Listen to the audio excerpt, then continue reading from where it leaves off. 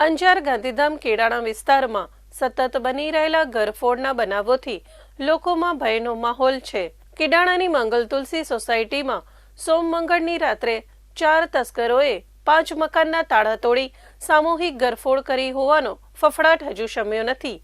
ત્યાં અંજાર તાલુકાના ખંભરા ગામમાં વધુ એક ચોરીનો બનાવ સામે આવ્યો છે।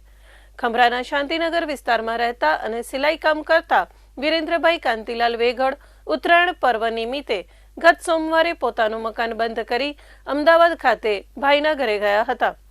ગુરુવારે સવારે પરિચિત દ્વારા જાણ કરવામાં આવી કે તેમના ઘરના દરવાજા ખુલ્લા છે અને ચોરી થઈ હોવાની આશંકા છે। આ માહિતી મળતા જ વિરેન્દ્રભાઈ તાત્કાલિક અમદાવાદથી ઘરે પરત ફર્યા હતા। તપાસમાં ખુલ્યું હતું કે તસ્કરોએ ઘરમાં ઘૂસી ₹2.15 લાખ રોકડા, ₹2.52 લાખનો 1.5 તોલાનું સોનાનું મંગળસૂત્ર, ₹68,752ની કિંમતની 1 તોલા સોનાની લગડી, સોનાની 2 વીંટી તેમજ ચાંદીના 600 ગ્રામ વજનના 4 સિક્કા સહિત કુલ ₹7,19,752ની માલમત્તાની ચોરી કરી હતી।